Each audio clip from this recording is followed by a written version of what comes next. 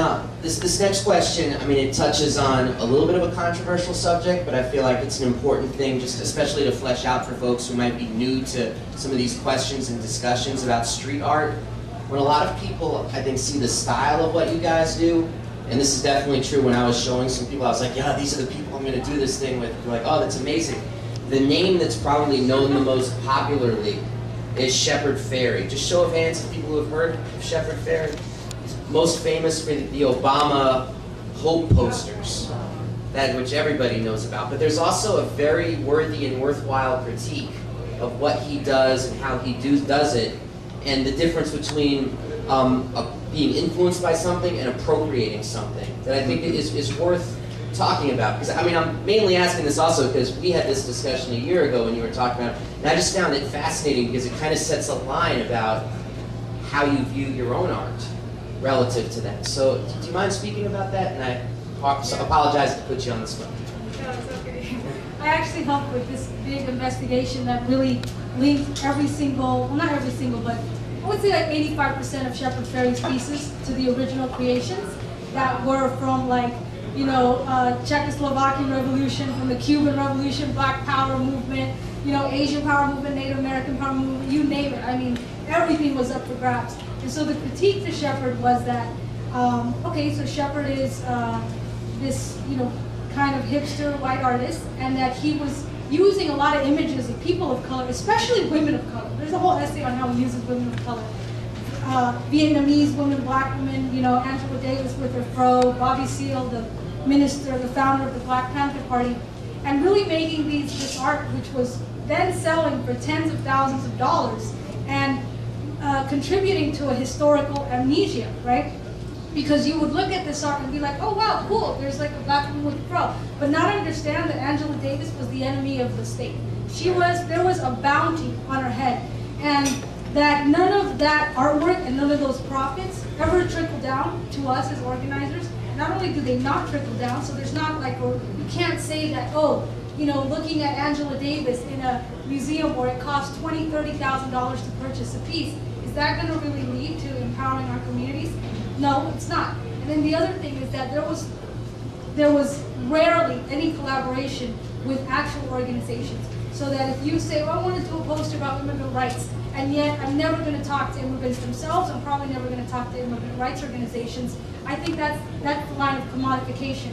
And so even though, and the worst thing is that then he would say, well, I'm, you know, the people's artist, I'm a street artist, you know, this is like about democracy. But, you know, I don't believe that. And where he just kind of really, I was just like, what? Is when he did this campaign for Saks Fifth Avenue and Levi's that took Russian Revolution poster imagery, and the campaign was Consumers of the World Unite. Okay?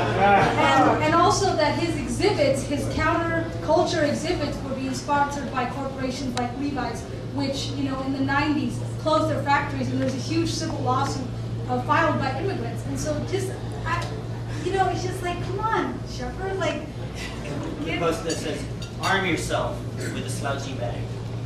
yeah, oh man, and so wow. I would really recommend reading that, because there's something to be said, and Junot Diaz, who's a Dominican writer, said this very well, which is that if you're white, you can sell more. You can sell more books, you can sell more art, and there's a certain kind of responsibility that if you're representing radical graphics and radical movements, that needs to translate to the people themselves. There can't be historical amnesia, and we have to kind of draw the line around commodification.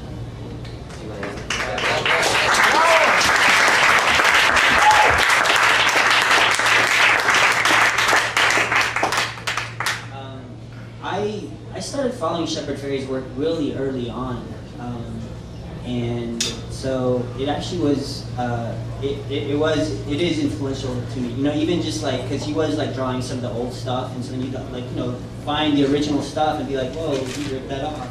But also just seeing some of those images. But yeah, so early on, I remember he started using the phrase, "The medium is the message," and I was like, "Whoa, that's so powerful!" You know, like the fact that we're getting on the street is like that is a message, you know, within itself. Even like it doesn't matter what the poster is. And so I thought that was so cool. And then when I started seeing his shirts, at Urban Outfitters and, you know, like made in China in sweatshops. I was like, well, I thought the medium was the message. What the hell is the message of this medium? You know? That like sweatshops are okay. It's like you're making a buck. And so that's when I was like, whoa, this dude's weird, man. Like, how are we doing something like that? And yeah, and then when I started seeing the ads for Saks Fifth Avenue, I was like, what the hell? So the one good thing I'll say is that, you know, because he's declared himself, you know, this sort of radical artist, now there's some radical organizations and radical people that are starting to approach him. So for example, like, you know, his association with our friend Ernesto, who's made some amazing posters recently for immigrant rights. He's actually, in my mind, gotten some credibility from these artists in sort of a weird way, but also, you know, just to give some credit, he is sort of like starting to like now work with some organizations, and so, you know, just to like not vilify someone like, okay, he's a lost cause. I don't, you know, I think he's having to respond to some of the criticism that Favianna and some other radical artists have made. And I think he's starting to like sort of see the things that he's done and sort of like step away, saying like, oh, I don't do those things anymore. I don't do that. So just give him a lot of credit. I have to add something because this, I will definitely throw down with Shep for one cause, which is that the AP has a huge lawsuit against him for the whole image thing. Now the AP is a big bad corporation, and any corporation that's going to go after an artist, I don't care if it's like, you know, even Shepard Fairey, who I have political differences with, I definitely don't think that the AP needs to get involved in how we as artists access our stuff. And the decision, the case between the AP and Shepard is going to set a huge precedent for street artists. And so I think it's important that all of us as street artists really, on behalf of street artists, advocate for him on this one, because it's, you know, I mean, there's going to be some updates coming out on that, and just, if you guys ever see me out, you know, in public, kind of defending him on that end, I definitely will do that, because the AP is going to go fierce after political artists who are using images.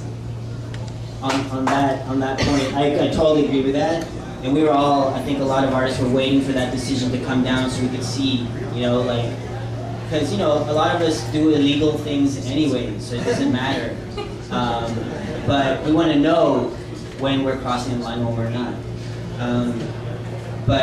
So just one thing I'll just add is that it was a big sort of disappointment, a big sort of, he let down so many artists when he introduced false evidence into the trial. He got a new picture of Obama and said that was the one he used, and cut new stencils and falsified all this evidence. And I mean, I don't know, legally, like, it seems like he could be in big trouble for introducing falsified evidence. And so he kind of let us all down as we were waiting to see how that would turn out. We'll get into the crowd in just a quick second. I just want to cover a range of topics here before we